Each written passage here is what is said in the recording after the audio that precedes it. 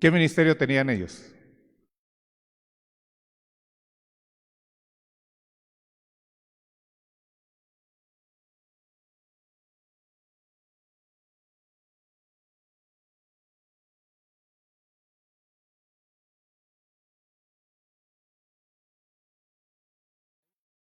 Hay profetas que no son sacerdotes, ¿no? Y Dios anda buscando primero sacerdotes, antes de pastores, antes de apóstoles, antes de cualquier función que usted pueda desarrollar. Cuando nosotros vemos, por ejemplo, la vida del rey David, el rey David tenía 5 valientes que habían hecho proezas. Bueno, usted sabe que uno mató 800 y otro mató 300 y hombres tremendos. Bueno, cuando llegó el momento de encontrarse a un hombre que fuera jefe de su guardia personal, porque ¿cuál es la función más grande que o sea, de más confianza dentro de un reino? ¿Será el general del ejército o será el jefe de la guardia personal? Jefe de la guardia personal. Y entonces cuando David dijo, necesito un jefe de la guardia personal, llamó a los 5 valientes. Los puso en orden, 1, 2, 3, 4, 5. Puso al que había hecho más hazañas de primero y le pregunta, si yo te pongo de jefe de la guardia personal, ¿a quién le vas a hacer tu fiel? Y le dijo, a ti, rey, yo voy a dar mi vida por ti. Ya lo demostré, maté cientos de hombres por ti, por tu reino, para que tú seas rey. Pasó con el segundo, lo mismo. Pasó con el tercero, lo mismo. Llega con el quinto, Benaía, hijo de Joiada. Y le pregunta a Benaía, ¿y tú? Si yo te pongo de jefe de la guardia personal, ¿a quién le vas a ser fiel? Y él le dijo, yo le voy a ser fiel a Dios.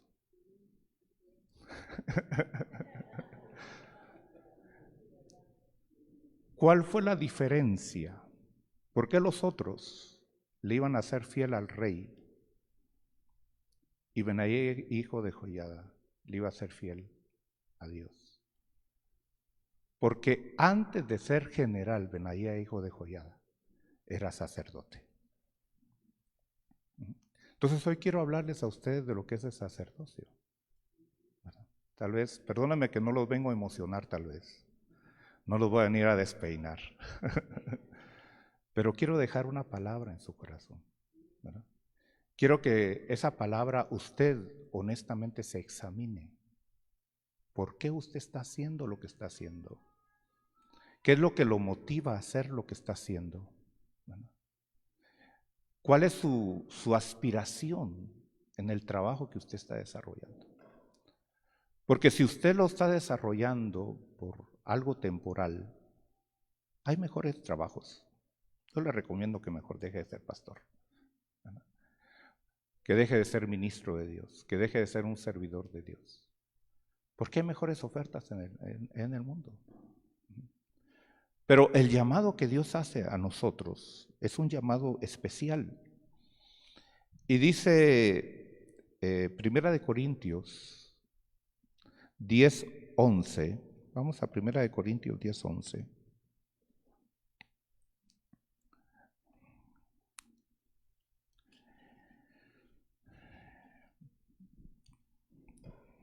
Dice, hablando del pueblo de Israel, estas cosas le sucedieron como ejemplo y fueron escritas como enseñanza. ¿Para quiénes? ¿Para quién se escribieron? Para nosotros. Ahora, ¿por qué podemos decir que es para nosotros? ¿Por qué no fue escrita para los que vivieron hace 3 siglos, hace 2 siglos, hace un siglo pasado? Porque dice que se escribieron para quiénes? Los que vivimos los tiempos finales. Ahora, yo no sé si usted está creyendo que está viviendo los tiempos finales, pero estamos viviendo los tiempos finales. Estamos cerrando, fíjese, el ciclo de la iglesia que va a recibir a nuestro Señor Jesucristo. Espero que usted crea que Cristo viene pronto. Porque esa es la esperanza de gloria. Cristo viene pronto. Ahora, si entonces las cosas que se escribieron para el pueblo de Israel fueron escritas como una enseñanza para nosotros, necesitamos conocer entonces el Antiguo Testamento también. ¿Por qué? Porque el Antiguo Testamento es la sombra del Nuevo Testamento. Entonces, si no conocemos el Antiguo Testamento, vamos a malinterpretar y van a sacar herejías del Nuevo Testamento, porque no se entiende la sombra.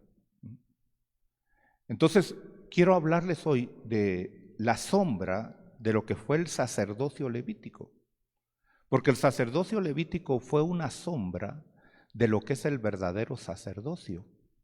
Nosotros ahora pertenecemos al sacerdocio del sumo sacerdote, que es nuestro Señor Jesucristo, según la orden de Melquisedec, que es el sacerdocio eterno. Entonces, Dios, sabiendo que nuestra mente es tan finita, es tan pequeña, nos tiene que hablar por figuras, nos tiene que hablar con ejemplos. Jesús habló, por ejemplo, a los agricultores les habló de sembrar. A los del campo les hablaba de las aves y de todo el campo, y a los comerciantes les habló de cómo hacer negocios. Entonces, ¿cómo podemos entender nosotros la función que ahora nos corresponde a nosotros como sacerdotes? Porque ahora nosotros somos los sacerdotes del nuevo pacto. Ahora, quiero que vayamos a Segunda de Crónicas, capítulo 29,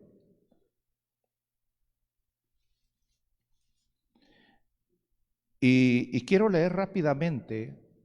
Yo sé que tal vez usted conoce la historia del rey Ezequías, pero quiero que usted lo traslade a nuestros tiempos, porque la Biblia no solamente es un relato de historias.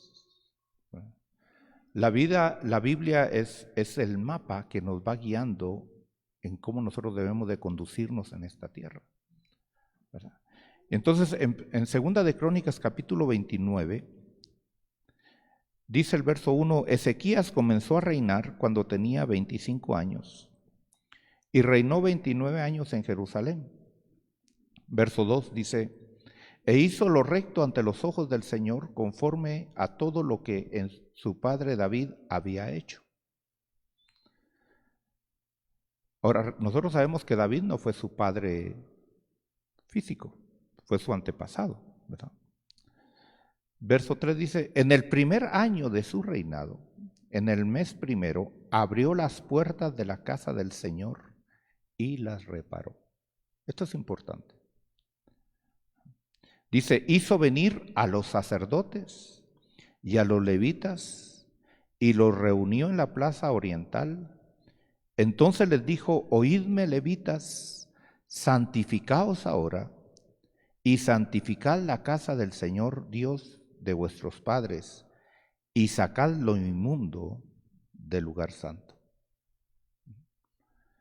Entonces, ¿cuál es el trabajo de un sacerdote?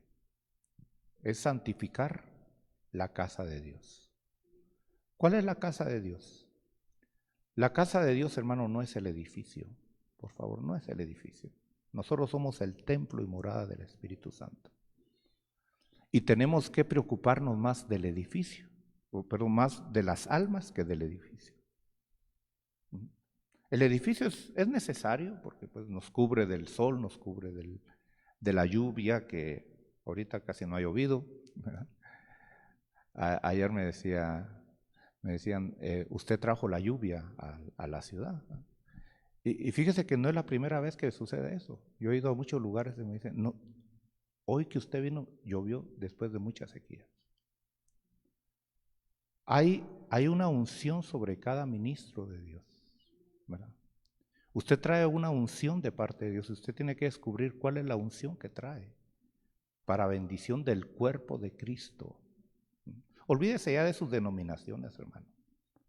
O sea, me refiero en el sentido, no que no se sujete a una denominación, no que no pertenece, no, sino su enfoque debe ser el cuerpo de Cristo. En el cielo, ¿usted cree que le van a preguntar a qué denominación pertenecía? ¿A qué iglesia usted asistió por tantos años? Allá no hay denominaciones, allá solo hay un cuerpo, es Cristo Jesús, ¿verdad? Entonces, tenemos que vernos como cuerpo. Yo a usted, hermano, lo veo como mi hermano, como mi consiervo. Eh, si usted es pie, amén. Si usted es brazo, amén. Si usted es cabeza, amén. Pero somos el mismo cuerpo y tenemos que preocuparnos de que todo nuestro ser esté bien, ¿verdad? Entonces, fíjese cómo aquí Dios dice, el rey hablando, dice, ustedes son los responsables de santificar la casa de Dios. Ahora, si nosotros somos conscientes, ¿cómo está la vida de los que asisten a las iglesias hoy día de hoy? Porque los pastores nos quejamos y decimos, es que no buscan, es que no vienen, es que esto y lo otro y lo otro.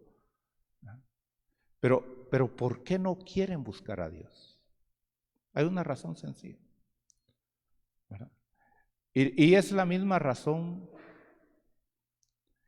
por la cual el hombre fue sacado del huerto. ¿Cuál fue el primer pecado que Adán cometió?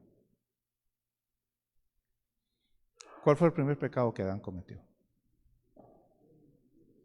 ¿Cómo? ¿Desobediencia? No. El primer pecado que Adán cometió fue dejar de amar a Dios. Ese fue el primer pecado. Si Adán hubiera permanecido en su primer amor, ¿hubiera desobedecido? ¿Pero por qué decidió comer del fruto? Porque vio a su esposa caída y dijo, te prefiero a ti antes que a Dios. Ahora, fíjese esto es importante que nosotros, yo tal vez le voy a dar unas semillitas ahí, porque no puedo darle todo, ¿verdad? Pero espero que usted agarre ahí y vaya agarrando semillitas y que el Espíritu Santo en su casa le vaya dando más y más y más, ¿verdad? Pero el hombre prefirió a la mujer antes que a Dios. ¿Por qué? Porque amaba más a su mujer que a Dios. ¿Cuál es el mandamiento número 1 que nosotros tenemos? Amarás al Señor tu Dios sobre todas las cosas. Ahora, fíjese lo importante de esto, porque tenemos que ver estos puntos. Tal vez le voy a dar una ensalada aquí de todo, porque es que hay tanto que quiero darle, ¿no? Yo necesitaría un año para estar compartiendo de parte de Dios, pero fíjese que, ¿por qué Dios sacó al hombre del huerto? Si ahí lo tenía todo. ¿Qué le faltaba al hombre en el huerto? Aún habiendo caído, habiendo pecado. ¿Le faltaba alimento? ¿Le faltaba hogar? ¿Le faltaba casa? Entonces, ¿por qué Dios lo sacó? Porque ya no tenía comunión con Dios.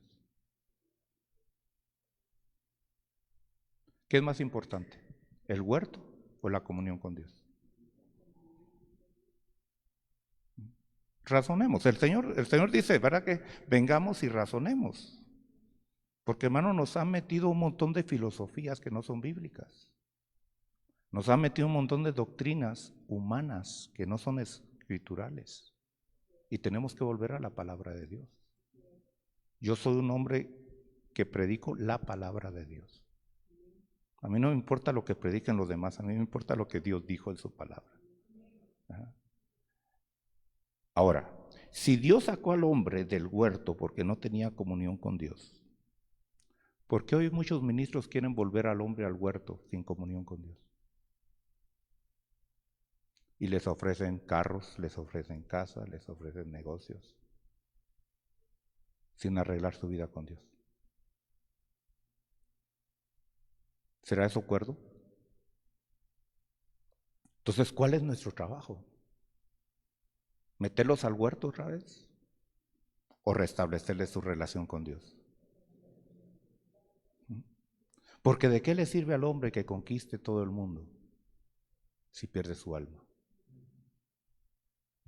Ahora, usted como ministro de Dios, usted tiene que juzgar, porque para eso Dios lo puso, para juzgar. Dice que hay un concepto que se ha dicho, no, es que nadie me puede juzgar a mí. ¿Quién dice que no? La Biblia dice que debemos de juzgarnos unos a otros, ¿no? Debemos estar bajo autoridad unos de otros, ¿no? Entonces se han metido muchas filosofías humanas que no son bíblicas y las hemos adaptado y las hemos predicado como que son de Dios. Les voy a poner otro ejemplo, ¿no? Viene el pecador y le decimos, Dios te ama. ¿Es cierto o no es cierto? No. ¿Dónde dice en la Biblia que Dios ama al pecador?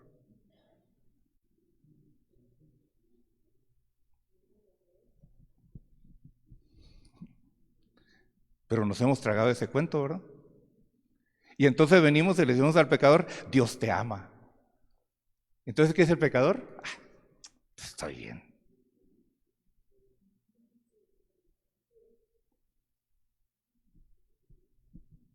Dios aborrece al pecador. Ahora, tiene misericordia del pecador, que es diferente. Pero Dios ama a sus hijos, obedientes. Porque ser hijo no es garantía tampoco. Si no, pregúntele a la serpiente antigua. ¿Era Satanás hijo o no era hijo de Dios? Entonces ser hijo no es garantía tampoco. Por eso la voz del Padre fue, este es mi Hijo amado en el cual me he complacido. A él oíd. Y ahí estaba Moisés y estaba Elías. O sea, la ley y los profetas. Y ahí el Señor declaró, dijo, ya no oigan a la ley, ya no oigan a los profetas, ahora oigan a mi Hijo Jesucristo. Porque Él se ganó la posición. Entonces fíjese que nosotros mismos les impedimos a la gente a que se acerquen a Dios. ¿Por qué? Porque los ponemos en un nivel de confort, de comodidad, en lugar de confrontarlos y decirles, ¿sabes qué? Tú estás mal, tú necesitas arreglarte con Dios. ¿Por qué? Porque te espera un castigo eterno, te espera el lago de fuego. Pero Cristo vino a darte la esperanza y la salvación si tú te arrepientes y te conviertes.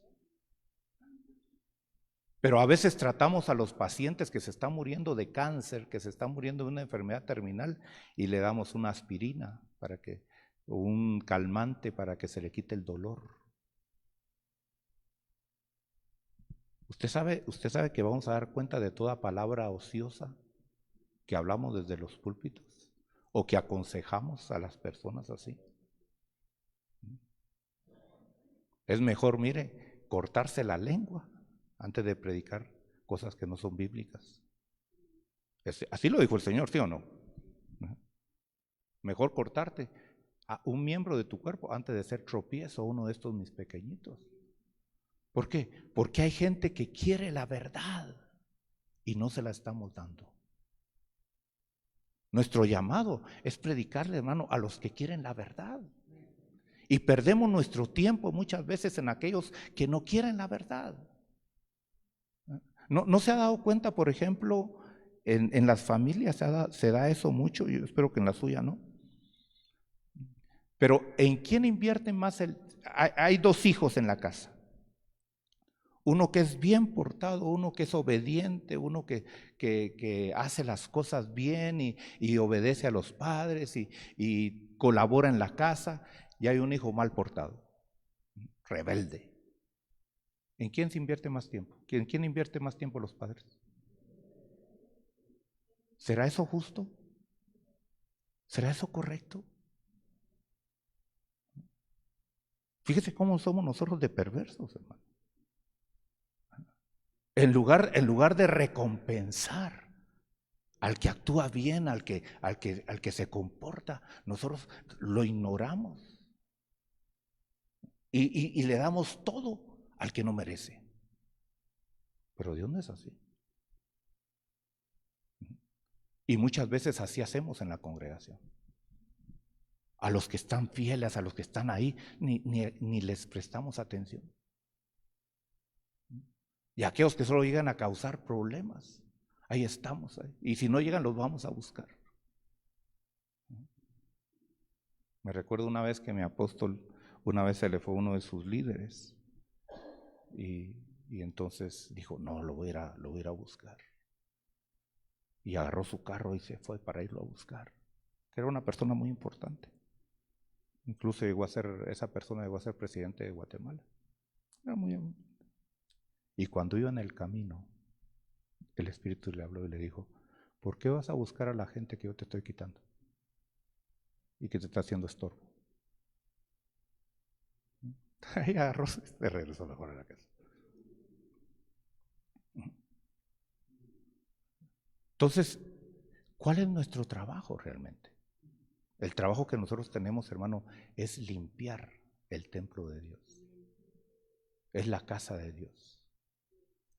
Hoy que veníamos platicando, yo les decía, yo prefiero tener una congregación de 10 ovejas y no una congregación de 10,000 cabros.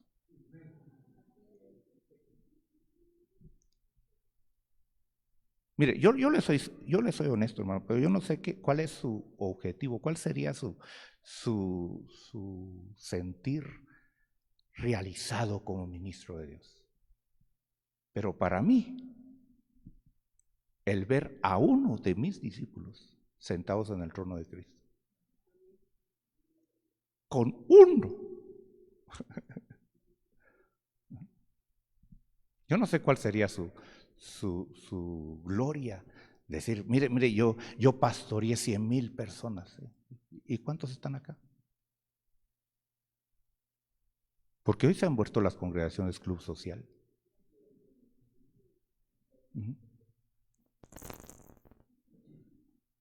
La gente llega a buscar a un sirviente que le cumpla sus caprichos y sus deseos. Y los pastores son cómplices de eso. Que dice, venga el Señor y venga a pedirle todas sus peticiones y todos sus problemas. Venga, aquí está su sirviente. No lo dicen así, pero eso es lo que están diciendo. Hemos hecho de Dios un sirviente. Invitamos a la gente a que le venga a poner todas las peticiones a Dios y que Dios tiene que someterse, porque si no se somete, entonces él ya no lo va a buscar. ¿Quién necesita a quién? ¿El hombre a Dios o Dios al hombre? Pero a veces parece que predicamos lo contrario, ¿no? Ay, ven, porque es que Dios te necesita. Disculpe, pero Dios no necesita a nadie. Tenemos que presentar a ese Dios que debemos de presentarlo como el que merece ser adorado, que merece ser servido.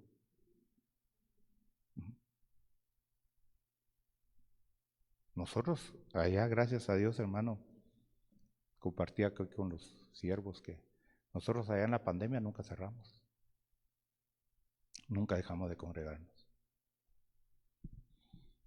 Y yo desde que empezó la pandemia, yo le dije a la congregación, le dije, deje de estar reprendiendo este virus. Este virus lo mandó Dios. Así que deje de estarlo reprendiendo, preparémonos para que este virus no nos lleve. Pero todo el mundo se va a contagiar de este virus. ¿Y se cumplió? ¿Sí o no? Ahora, a mí me señalaron de loco que gente que no tiene revelación de Dios, hermano, gente que no le habla el Espíritu Santo. A mí el Espíritu Santo nunca me dijo que cerrara la iglesia. Yo no la cerré. Eso sí, los puse a comer ajo todos los días. Sí, sí, porque hay que ser sabios también. Yo le dije, se me comen 2 ajitos en la mañana, 2 ajitos al mediodía, y como hay distanciamiento social, no hay problema.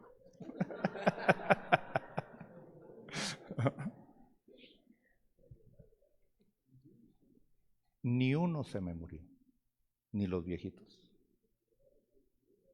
Al contrario, a partir de ahí abrimos la iglesia a las 24 horas del día. Tenemos vigilia las 7 noches de la semana. Culto tras culto. El templo está abierto para el que quiera llegar a orar. Es una gloria de Dios, es una manifestación de Dios. El culto principal, que es el domingo, empezamos a las 2 de la tarde. A veces nos dan el otro culto empieza a las 7. A veces ni he podido predicar por la gloria de Dios que está ahí. ¿Y a qué llegamos? A adorar. A adorar. No llegamos a perder el tiempo. Allá no necesitamos que el director esté. No, la gente llega y se postra y adora. Tenemos que enseñarle a la gente que son sacerdotes, que son adoradores. O sea, yo no le vengo aquí a hablarle algo que no he experimentado, que no he vivido. Y no me diga, es que allá son los Estados Unidos. Allá son los Estados Unidos. Y allá es más difícil que aquí. ¿O no? Porque la gente que va allá a trabajar, a hacer dólares. Y cuando ministros de aquí han llegado allá, se quedan sorprendidos. Dicen, ¿aquí qué está pasando? ¿Lo normal? Ahora, ¿qué iglesia es normal? ¿Donde no se mueve el Espíritu Santo? ¿Donde no hay palabra de Dios? ¿Cuál es la iglesia normal? Y no me diga que aquí no se puede. ¿Se podrá aquí o no se podrá hacer aquí? Allá usted si lo toma o no lo toma. Allá usted si dice, pues si allá se puede, ¿por qué no se va a poder acá? Pero ¿qué tenemos que hacer? Antes de limpiar la casa, tenemos que santificar el sacerdocio. Porque el problema no es la casa de Dios. ¿Por qué la casa de Dios se cerró? Porque el sacerdocio se contaminó. Entonces no le echemos la culpa al pueblo. Empecemos por nosotros. ¿Dónde hemos estado nosotros? No le eche la culpa a la pandemia. Es que nos encerraron. Hermano, ¿usted sabe que en la China es prohibido reunirse como cristianos? Y es el país donde más cristianos se están multiplicando hoy en día. Una vez yo fui de vacaciones a la China. Y ahí sí fui de vacaciones porque no era otra cosa. Iban unos primos más y me invitaron, me dijeron, que también eran ministros, eran pastores, mira, vamos a ir a la China, vamos pues a la China. Y entonces averigüé y ahí en Austin, que es la ciudad que yo vivo, que es la capital de Texas, había un misionero que es chino y que tenía muchas iglesias en China. Entonces me conectaron con él y lo llamé por teléfono. Y le dije, mire, yo voy a ir para la China y a mí me gustaría ir a una de sus reuniones, a un culto. Quiero ver cómo se reúnen. O sea, yo no buscaba predicar, simplemente a mí me gusta ir y conocer, ¿verdad? Cómo se mueve en cada lugar. Y entonces le digo, yo quiero ir a una de sus iglesias a predicar. No a predicar, a ver cómo se reúnen ahí. Y me dicen, no te puedo permitir que vayas. Yo le digo, ¿por qué? Porque nosotros nos reunimos sin que el gobierno se dé cuenta. Si el gobierno se da cuenta, nos meten a la cárcel y algunos nos van a matar. Entonces, si tú vas a una de nuestras reuniones, corres el riesgo de que te van a meter a la cárcel por haber ido a una de nuestras reuniones. Y no solo eso, nos vas a descubrir dónde nosotros nos reunimos. Y he visto testimonios, hermano, he visto testimonios de personas que han logrado ir a la China a predicar. Y ellos se reúnen en sótanos. Y en esos sótanos, hermano, no están así, mire, como que son sardinas por horas. Y el que va a predicar ahí no va a predicar media hora, no va a predicar 45 minutos. Tiene que ir a predicar 5 o 6 horas. Y entonces le preguntaron a uno, dice, ¿y por qué tenemos que predicar tanto? Y le dijeron, porque nosotros no tenemos Biblia. Lo único que aprendemos de la Biblia es lo que usted nos viene a enseñar. Hermano, y esa gente no se mueve, ahí están como sardinas, con un calor terrible, sin oxígeno prácticamente, horas. ¿Por qué ellos pueden reunirse? ¿Cuál es la diferencia? Porque aquí no se puede. Porque aquí ustedes, el gobierno les dijo, no se pueden reunir. Ustedes dijeron, sí, está bien.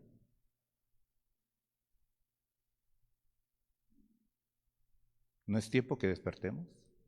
Porque para mí esta pandemia solo fue una prueba de lo que va a venir. ¿Qué va a pasar cuando se levante el anticristo realmente? Mire, allá en los Estados Unidos tuvimos que levantarnos los pastores en contra.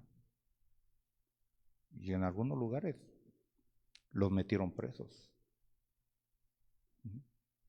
Si todos los cristianos, mire, si todos los cristianos, y aquí no, yo no soy ecuménico, no me va a malinterpretar, pero si se hubiera unido todos los que se llaman cristianos, aún los católicos,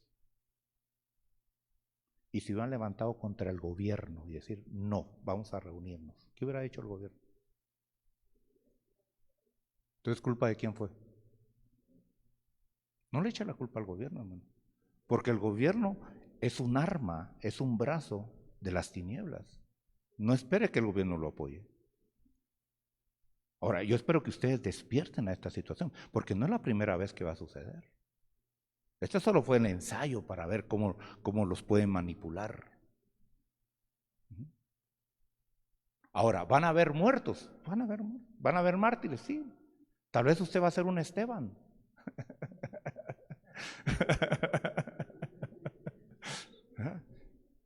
Pero, ¿qué mejor muerte que esa? Si de todo modo se va a morir.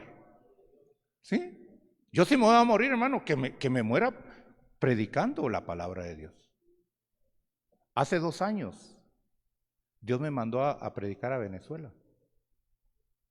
Ya había ido 3 veces antes a Venezuela. Y habían sido eventos grandes en Caracas, habían rentado el mejor hotel de ahí y todo, bueno. Se habían reunido muchas iglesias de muchas denominaciones. Pero esta vez Dios me mandó y me dijo, vas a ir a Venezuela. Me habían invitado a algunas iglesias. Pero resulta que el gobierno no me dio visa. Yo nací en Guatemala, pero vivo en los Estados Unidos, entonces tengo 2 pasaportes. Y a veces a algunos países he entrado, por ejemplo a Rusia, entré con el pasaporte guatemalteco. O sea, yo hago las de Pablo, ¿verdad? Cuando me conviene soy fariseo.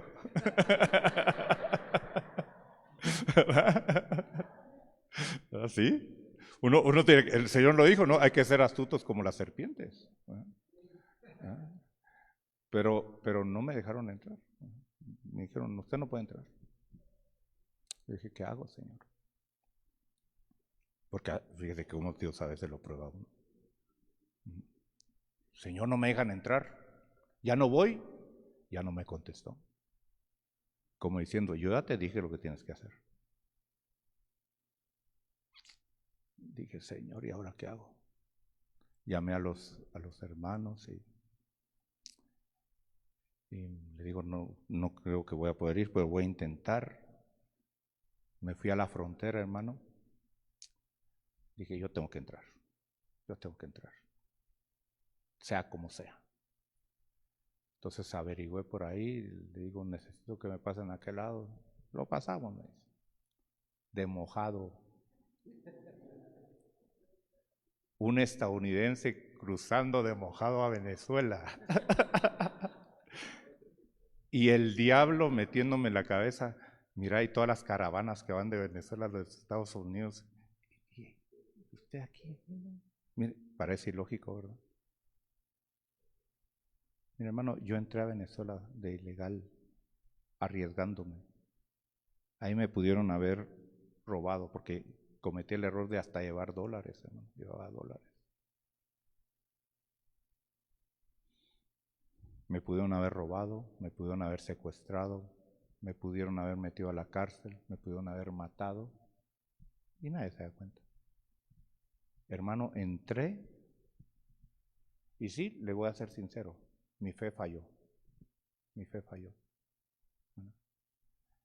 Y me subieron, me vistieron, hermano, me compraron una playera así sencilla, me pusieron una bolsa de arroz y de no sé qué, porque en el puente pasan muchos venezolanos a comprar a Venezuela y ahí me metí en medio de toda la gente, hermano, ahí viendo dónde estaban las autoridades y evadiéndolas y logré pasar al otro lado.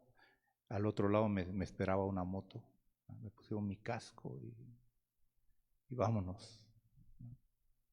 Y en la primer parada, perdóneme hermano, pero soy humano, le fallé a Dios. Pero tengo que ser sincero. Y en la primer parada, que hay retenes, hermano, increíbles. Usted no tiene ni idea de cuántos retenes hay, hermano. Es increíble. Pero hay retenes de drogas, hay retenes de militares, todos se los inventa para tal de estafarle a la gente. Y entonces, habían varios retenes que lo logramos librar en la moto, pero llegaba un principal, un fuerte, que ahí revisaban a todos. Entonces estaba el encargado ahí, cabal nos tocó la línea del encargado. Y le pide los papeles al que iba manejando, se los da. Y me pide los papeles a mí. Y le digo, no tengo.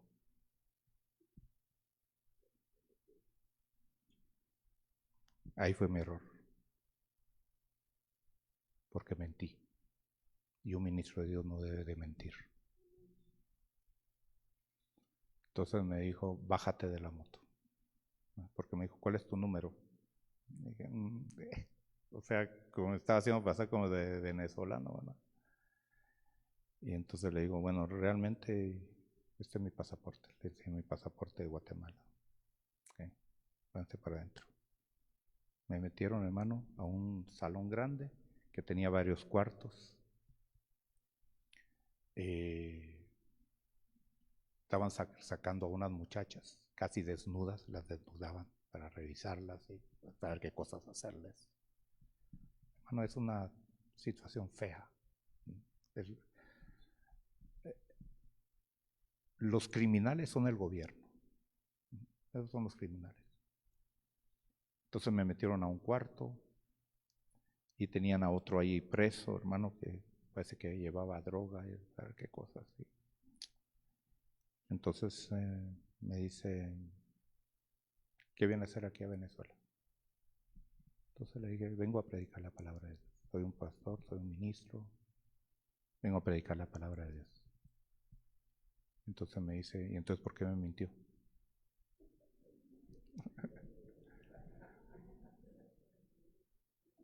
¿Sí?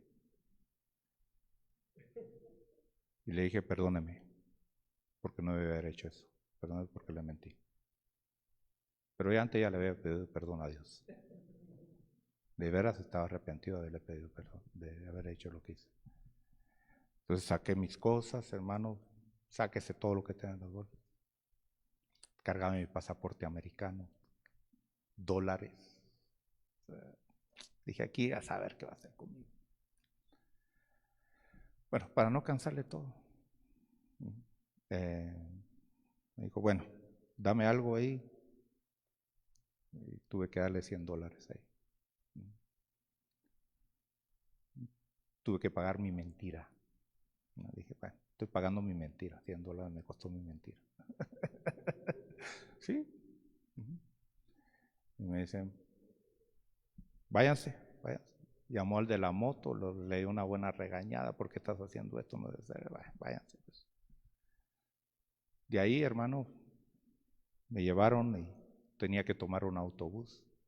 Me iban a vestir de ayudante.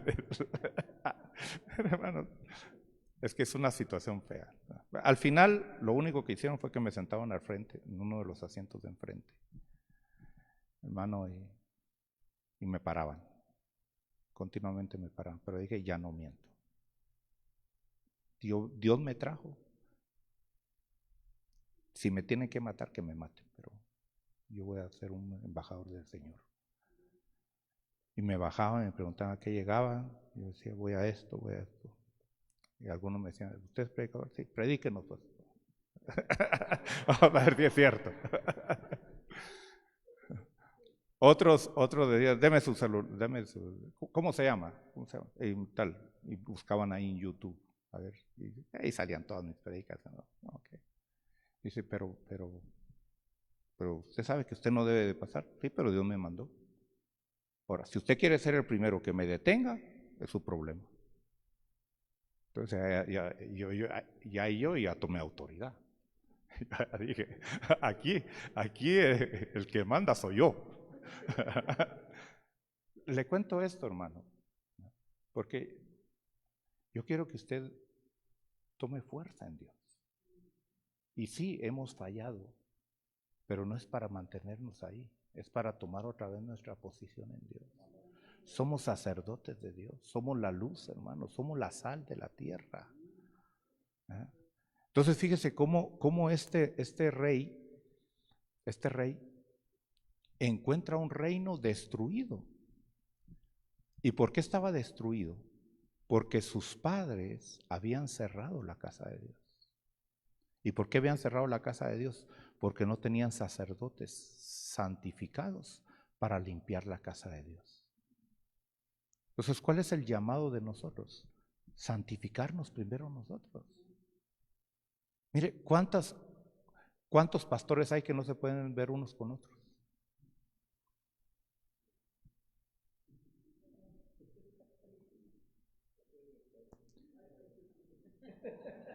Mire, yo soy un poquito raro, hermano. Yo soy un poquito raro.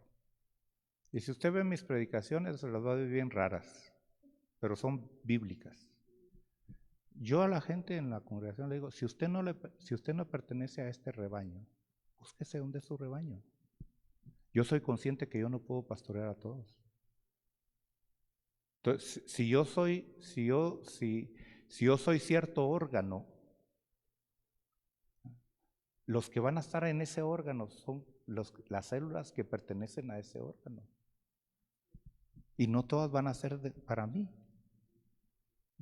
Entonces yo no veo rivalidad en los demás, al contrario.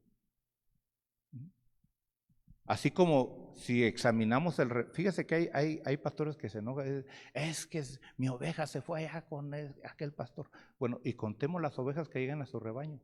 ¿De dónde vinieron?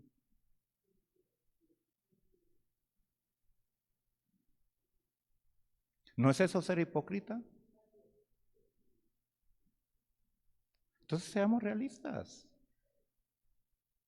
Ahora, ¿tendrá culpa? Porque yo no creo, hermano, en estar quitándole ovejas a otro pastor. Pero si viene una oveja herida, lastimada, golpeada, ¿la voy a rechazar yo? Ahora, yo la voy a restaurar y si se quiere regresar con el pastor, que se regrese. Pero si decide quedarse porque decidió que aquí es su casa, tampoco la puedo echar. Entonces tenemos que trabajar bajo esos conceptos. El Señor Jesucristo dijo, Padre, de las ovejas que tú me diste, no de las que usted se consiguió, ¿verdad? Hermano, yo no busco tener ovejas de otro rebaño, pero soy consciente que en otros rebaños están mis ovejas. Y soy consciente que en mi rebaño hay ovejas que no son de mi rebaño. Y tarde o temprano se van a tener que cambiar de rebaño. Entonces, ¿por qué me voy a enojar yo con el otro pastor? ¿Y por qué el otro pastor se va a enojar conmigo? Si al final no son nuestras, hermano. ¿Quién tiene garantizado que va a vivir el día de mañana? Nadie. Entonces, no velemos por nosotros, velemos por las almas de las ovejas. Ese es nuestro llamado. El buen pastor su vida da por las ovejas. Pero lo que queremos a veces es hacer nuestro reino. Ahora, si las ovejas son suyas y usted no las alimenta y usted las maltrata, hermano, aunque sean suyas, va a decir, yo me voy. ¿Y culpa de quién es? Ahora, si usted cumple, el Salmo 23, hermano, nos da 7 pasos de lo que un pastor debe de proveer a su oveja.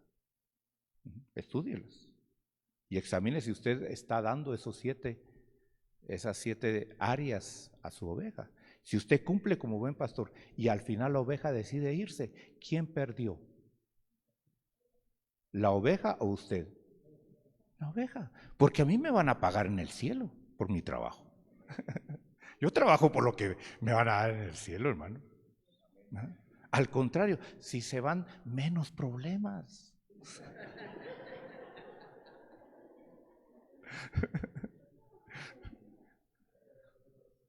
Mire, sea sabio.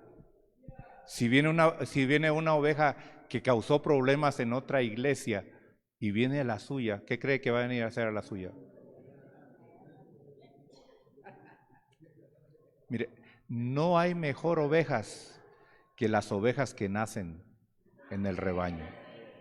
Preocúpese mejor de las ovejas que tiene, prepárelas y que ellas den ovejas. Es lo mejor. Pero estamos reciclando ovejas, hermano, ovejas recicladas, mañosas, viejas, sarnosas, con garrapatas. ¿Y qué llegan a hacer a la iglesia? A causar problemas también. Mire, así que yo creo que la pandemia vino a hacer un buen trabajo, ¿verdad? Porque vino a limpiar. Ahora usted busque cómo hacer un rebaño sano, ¿verdad? Ahora, ay hermano, yo ya me alargué en la introducción, fíjese que está en la introducción.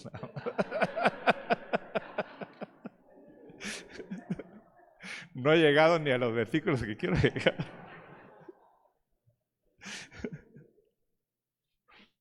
Es que es...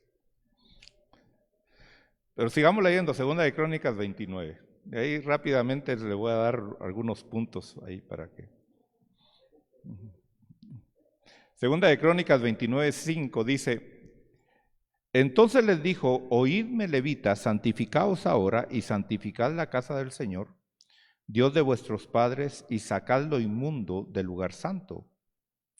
Porque nuestros padres han sido infieles y han hecho lo malo ante los ojos del Señor nuestro Dios.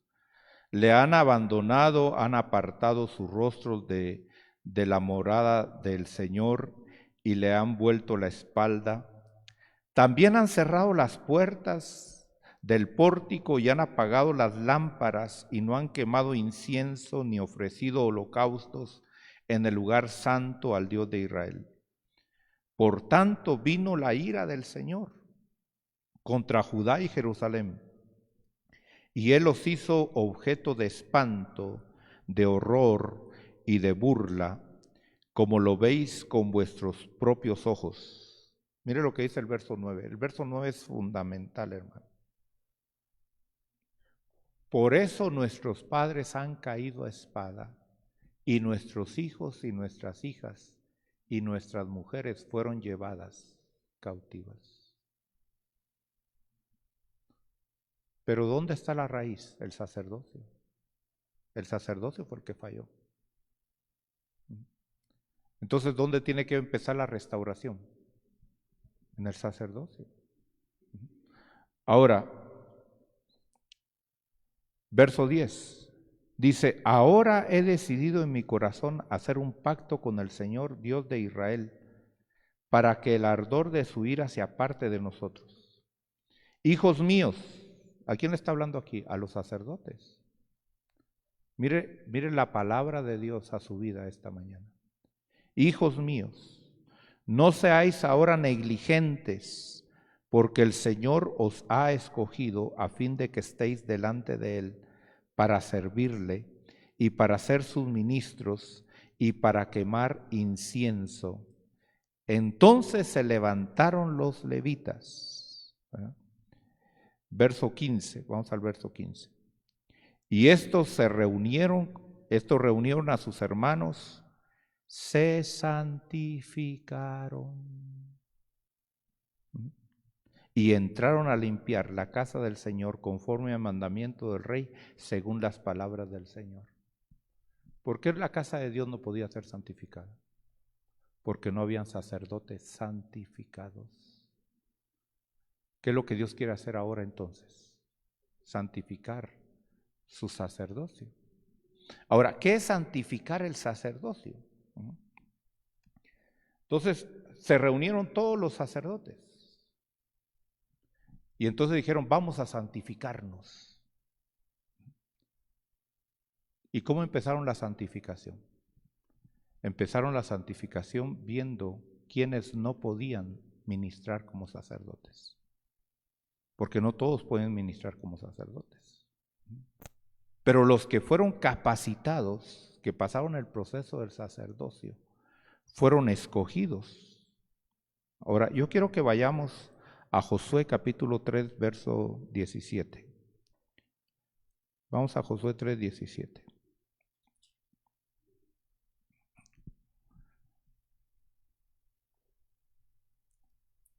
Dice, pero los sacerdotes que van el arca de Dios permanecieron firmes sobre suelo seco en medio del Jordán, hasta que todo el pueblo acabó de pasar el Jordán, y todo Israel pasó por el cauce seco.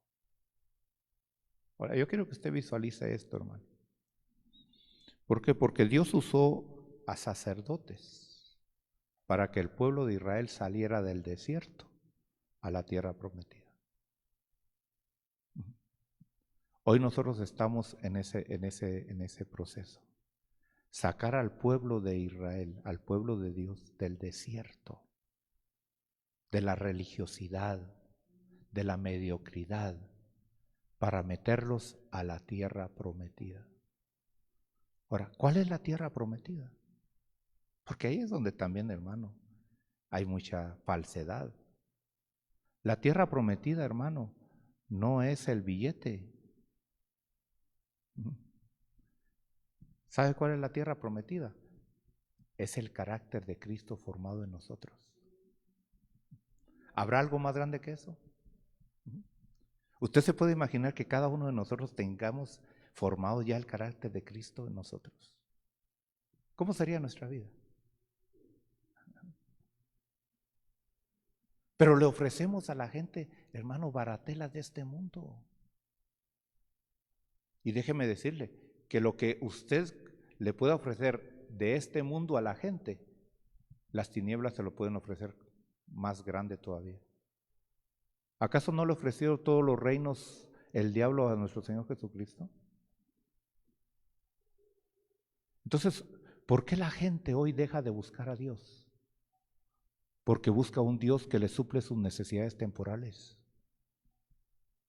Cuando en Juan 6:66, y no es casualidad que sea el 6:66, dice que muchos de los discípulos del Señor dejaron de seguirlo, en la apostasía. ¿Por qué? Porque el Señor les dijo, tienen que comer mi carne, tienen que beber mi sangre. Ah, no, no, no, no, no. Queremos ver milagros, queremos ver muertos resucitados, queremos ver leprosos limpiados, pero eso ya de comernos tu carne y beber tu sangre, eso está muy, muy pesado. Entonces dice que muchos dejaron de seguir a Jesús. ¿Y qué hace Jesús? Se voltea a sus 12 y ¿qué les dice?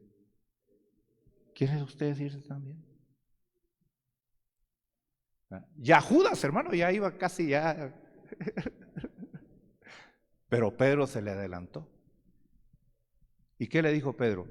Señor, pero es que, ¿cómo nos vamos a ir de ti si tú nos das de comer? ¿Así le dijo? ¿Cómo nos vamos a ir de ti, Señor, si contigo nos va bien? ¿Así le dijo? ¿Por qué no se fueron los discípulos? ¿Por qué seguían los discípulos al Señor? ¿Porque les daba de comer? ¿Porque les suplía sus necesidades? ¿O por la vida eterna? Si usted no le enseña a las ovejas del Señor a buscar las cosas eternas, Colosenses 3, 1 y 2, buscar las cosas de arriba donde está Cristo sentado, no espere que la gente esté ahí cuando las cosas se vuelvan adversas. La gente que está por lo eterno no se va, no se va. Pero la gente que está por lo temporal, ay, una tosecita y ya dice, ya Dios no me ama. Entonces no se preocupe, hermano, mire, no se preocupe de los que no quieren buscar a Dios. Preocúpese de los que sí quieren. Ellos son los que usted debe de enfocarse ahí. Ahora, fíjese que estos sacerdotes reciben instrucciones de Josué, que Josué es la figura del Espíritu Santo, porque ya Moisés había muerto, y Moisés es la figura de nuestro Señor Jesucristo muriendo. Y ahora se queda el pueblo de Israel al mando de Josué. Por eso nosotros ahora, Romanos 8:14 dice que los que somos hijos de Dios, somos guiados por el Espíritu Santo. Entonces, si usted no está siendo guiado por el Espíritu Santo de Dios, disculpe, usted no es hijo de Dios. Tenga los títulos que tenga, los diplomas que tenga. Ahora nosotros estamos bajo las órdenes del Espíritu Santo. Él es nuestro guía. Y entonces Josué llama a los sacerdotes. Yo no sé, hermano, cuántos sacerdotes eran los que llevaban el arca. La Biblia no dice cuántos sacerdotes eran. Uno asume que eran 4, pero pudieron haber sido 2. Uno adelante y otro atrás. No sé cuántos eran. No vamos a discutir de eso, ¿verdad? Pero lo que sí es cierto es que estos sacerdotes habían pasado un proceso. No fueron nada más así que, ¿quién quiere llevar el arca? Ah, yo. No, momentito. Porque hasta ese momento, hermano, déjeme decirle, los coatitas habían llevado el arca del pacto durante el desierto. Los levitas. Pero ahora cambió. Yo espero que me esté captando lo que quiero decir. Cuando Dios estableció el orden que iban a llevar en el desierto, ¿quiénes iban a llevar el arca? Dios dijo, van a ser los coatitas, los levitas. Pero ahora dice, no van a ser los levitas, van a ser sacerdotes. ¿Por qué? Porque el proceso que pasaban los levitas no era el mismo proceso que pasaban los sacerdotes. A los levitas los purificaban con agua. A los sacerdotes los santificaban con aceite y con sangre.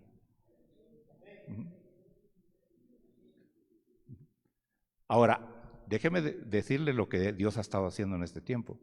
Dios hasta hace tiempo, Dios estuvo usando levitas. Pero para esta recta final, ya no va a usar levitas, va a usar sacerdotes. Ahora, por supuesto, los sacerdotes eran también levitas. Hay que ser buen levita, primero, para después convertirse en sacerdote. Yo siempre he dicho, ¿quién es el que es un buen pastor? El que ha sido buena oveja. Habría que preguntarle al pastor del pastor cómo fue cuando era oveja.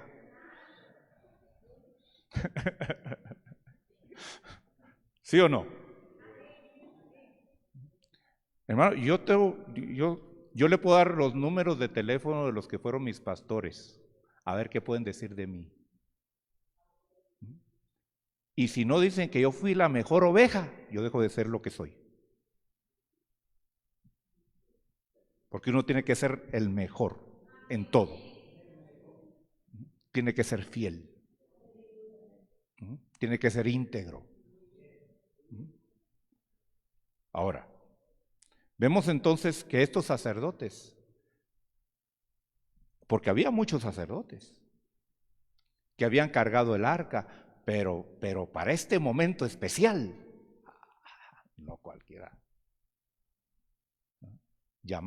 Josué llamó a los sacerdotes, si eran 2 o 4, no sé, y les dio instrucciones. Ustedes se van a levantar temprano y van a caminar y van a llegar al río Jordán, y el río Jordán les va a tocar los pies. Mire, es que el verdadero sacerdote de Dios recibe instrucciones del Espíritu Santo, recibe instrucciones de la palabra de Dios, no de lo que la gente dice, no de lo que el pueblo opina. Es triste hoy, hermano, que el pueblo es el que gobierna. Bueno, estamos viviendo los tiempos finales, tiempos de la Odisea. Por eso yo sé que estamos viendo los tiempos finales. Estudie cuál es la iglesia de la Odisea. El pueblo gobierna. ¿Y qué dice la iglesia de la Odisea? Me he hecho rico y de nada tengo necesidad. ¿De qué se predica hoy en las iglesias normalmente? Del billete. Mira, hermano, yo en mi iglesia, yo no recojo ofrendas. Yo tengo un ofrendario ahí, otro ofrendario allá y otro ofrendario afuera. Lo único que digo es, si usted quiere dar una ofrenda, ahí están los ofrendarios. Pero eso lo digo por la gente nueva nada más. ¿Y sabe qué ofrendario se llena más? De afuera. Porque esto no es un negocio mío, hermano. Ni los diezmos son míos tampoco. Los diezmos no son del pastor. Los diezmos y las ofrendas son para el pueblo de Dios, para que se use. Ahora, el obrero es digno de su salario. Ahora, ¿por qué? Mire la maldición que hay ahí. Mire la maldición que hay ahí. El pastor dice, los diezmos son míos. Entonces, ¿qué dice el pueblo? Ah, no, entonces mejor no diezmo. Entonces, ¿se convierte en una maldición, sí o no?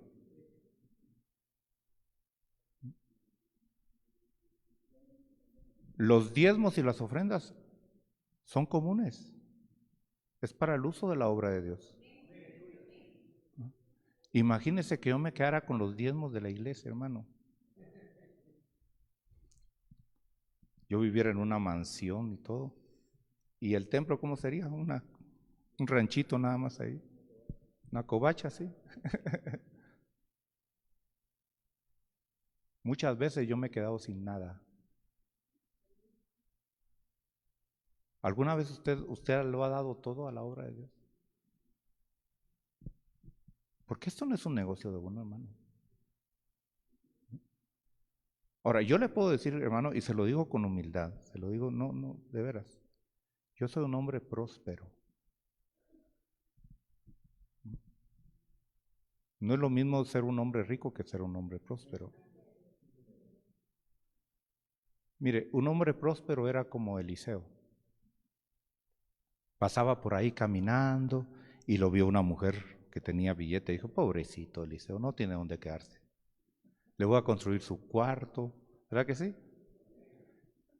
Y ya después de que le construyó su cuarto y lo invitan, Eliseo le dice, ven para acá, mujercita, ven para acá. Como me trataste bien, ¿Tienes algún problema? ¿Quieres que le hable al rey por ti? ¿Quieres que le hable al general del ejército por ti?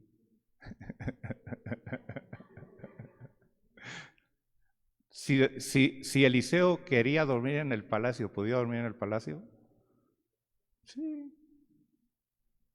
Entonces ser próspero, hermano, no es tener mucho, no, es que nada te falte.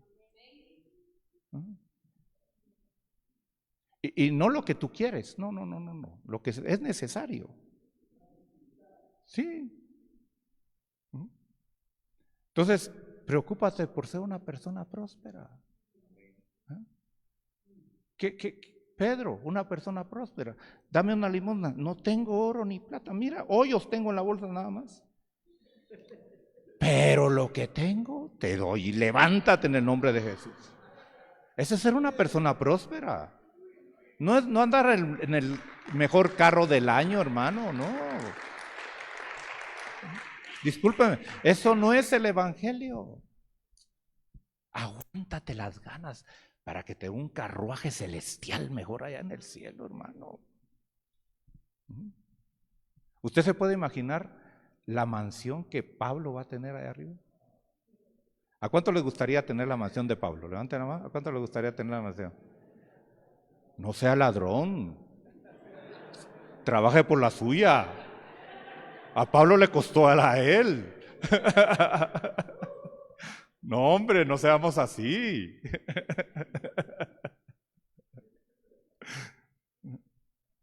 Hermano, trabajemos para lo eterno. ¿Qué decía? ¿Cuáles eran las presentaciones de Pablo? La tarjeta cuando le decía, hermano Pablo, deme una tarjeta de presentación. ¿Sí? Cárceles, prisiones, tumultos, esto, Hoy, ¿cuál es la carta de presentación? Mire, carrazo del año, mire la mansión que tengo, mire. Qué triste, hermano. Ahora, si Dios te lo va a dar, que Él te lo dé. Y yo le digo a la gente, si yo descubro que tengo algo que Dios no me lo haya dado, yo me deshago de eso. Si yo tengo un carro que Dios no me lo haya dado, yo no lo quiero. Ahora, pero si Dios me lo dio, amén. Tampoco porque la gente va a hablar mal de mí y no lo voy a recibir, es problema de ellos. Porque a veces la gente lo quiere tener a uno también encadenado. Y tiene ese concepto que el pastor tiene que ser pobre y que tiene que andar mendigando. No, tampoco. Pero que sea Dios quien te lo dé en su momento. Yo me recuerdo hace unos años atrás, fíjese que yo casi no le pido nada a Dios. Yo no le pido nada a Dios. A menos que Dios me diga que le pida algo, yo se lo pido. Pero Dios me ha mostrado a mí tanta fidelidad. Me recuerdo que en una ocasión regresé con mi esposa a la casa después de un viaje y ella, de donde estuvimos, se compró ¿saben lo que son higos? Sí, los higos. Pregunto esto porque cada país es diferente, hermano, es un problema. Pero no sé si aquí hacen higos así con azúcar, con miel, sí. Entonces mi esposa compró unos higos de miel y se lo llevó para allá. Y al siguiente día, cuando ella me sirvió el desayuno, me puso uno de esos higos. Mire, hermano, a mí, yo me como los higos, pero no es aquello que jamás he deseado un higo en mi vida. No, ay, hay un higo. No, ni caso les hago. Pero cuando ella me puso ese higo, me dieron un deseo de que ese higo fuera natural. Y solo lo pensé, solo lo deseé. Dije, ¿cómo me gustaría que fuera un higo natural? Pero me lo comí. Fíjese, nunca había deseado un higo en mi vida, nunca. Cuando llego esa noche a la iglesia, ¿qué cree que había ahí? Un hermano. Nunca me habían regalado higos en mi vida, jamás. Estaba con una bolsa así, hermano.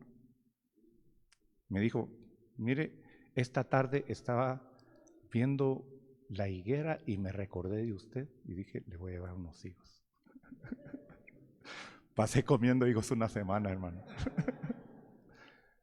Y ahí dije, Señor, si aún de los deseos tú te preocupas, sin que tenga necesidad de pedirte. Para mí, miren, en las cosas pequeñas es donde Dios se manifiesta su amor hacia uno y su cuidado. Busca primeramente el reino de Dios y su justicia. Lo demás, Dios te lo va a añadir. Entonces, ahora sí ya quiero ir terminando porque ya los desesperé, pero...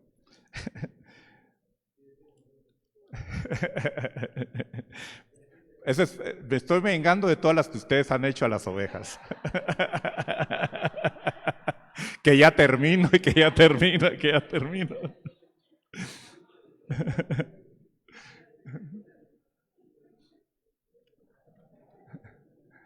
Entonces, ¿qué sacerdotes fueron establecidos para cruzar al pueblo de Israel? Porque fíjese que estos sacerdotes tuvieron que madrugar. No estaban pensando, ¿y qué va a pasar con mis hijos? ¿Qué va a pasar con mi esposa? Porque alguien tiene que levantar la tienda de mi familia. ¿Cuál era su preocupación?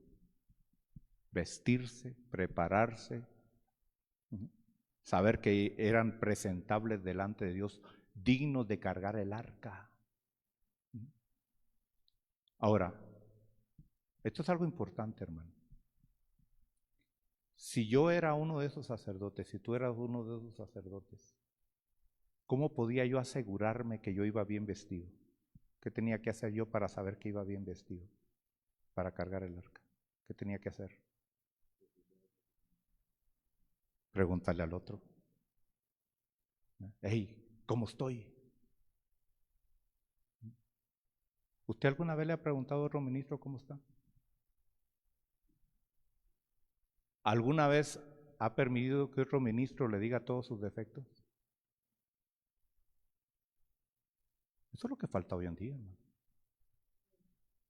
Mire, yo tengo más de 40 años de ir ante ministros de Dios y áreas de mi vida que no están bien, irles y decir, mira, yo estoy mal en esto. Dice la Biblia, orad unos por otros. Pero soy pastor, pero soy ministro, soy esto, soy... Y creemos que vamos caminando bien. No, hermano. Tenemos que ser sinceros, ¿no? Y que nos digan nuestros defectos. Ahora, Levítico 21.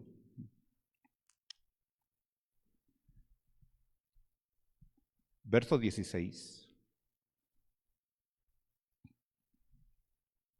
Dice, entonces habló el Señor a Moisés diciendo, habla a Aarón y dile, ningún hombre de tu descendencia por todas sus generaciones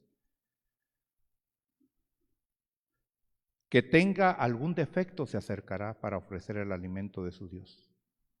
Porque ninguno que tenga defecto se acercará, ni ciego, ni cojo, ni uno que tenga el rostro desfigurado o extremidad deformada, ni hombre que tenga pie quebrado o mano quebrada, ni jorobado, ni enano, ni uno que tenga defecto en un ojo o sarna o postías o castrado. Ahí está la lista de defectos que excluían a un sacerdote de ser ungido como sacerdote. Espero que me haya dado a entender. Un sacerdote, porque nacían siendo sacerdotes. Y algunos nacían sacerdotes y morían sacerdotes, pero nunca pudieron ser ungidos como sacerdotes, aprobados como sacerdotes. Y eso va a ser lo triste de muchos ministros. Dice, pero si yo hice esto, sí, pero no fuiste aprobado. El Señor lo dijo, no todo el que me llama Señor, Señor, entrará en el reino. ¿Y cuál va a ser la excusa? Señor, pero hicimos milagros, profetizamos, echamos fuera demonios. ¿Y qué le va a decir el Señor? Jamás os conocí. Entonces rápidamente quiero mencionar algunos defectos para que usted se examine y para que usted examine a los líderes que va a poner. Porque ese es el fracaso de muchos, que ponen líderes. ¿Y para qué ponen líderes? Para que le divida la iglesia. Porque no los examinan. Volvamos al verso 18. Primer defecto. Ciego. ¿Qué le dijo Jesús a Nicodemo? De cierto te digo, que el que no es engendrado de arriba no puede ver el reino de Dios. Hay muchos ministros que no han nacido de arriba todavía. Fíjese que en los Estados Unidos han hecho encuestas y casi el 80% de los que se llaman pastores no creen que Jesús nació de una virgen. Así de sencillo.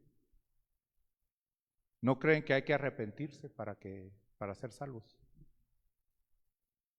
¿Por qué? Porque ellos mismos están ciegos. No han pasado por esta situación. ¿Ya usted puede ver el reino de Dios? ¿Ya usted tuvo la revelación? ¿Cómo fue su experiencia? ¿Cómo fue su conversión al Señor? Porque hay gente que no puede decir conversión. ¿Cuándo? Y se llaman siervos de Dios, se llaman ministros. Cuando Pablo predicaba, ¿de qué predicaba? De su conversión. ¿Usted puede hablar de su conversión? Ciego. Bueno. Cojo. Otro defecto. Nosotros tenemos 2 pies, 2 piernas. Jesús le dijo a los fariseos, le dijo a los religiosos, ustedes fallan porque ignoran las escrituras e ignoran el poder de Dios.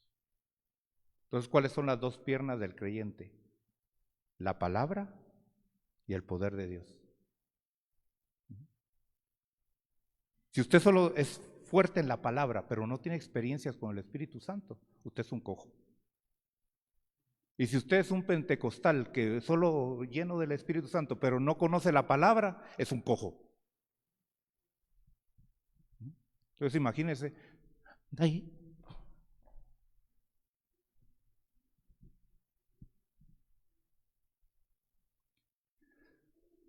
Desfigurado. Algunas versiones dicen rostro desfigurado. ¿A qué se refiere eso? Cuando usted le da una orden a su hijo, ¿qué cara pone? ¿Ah?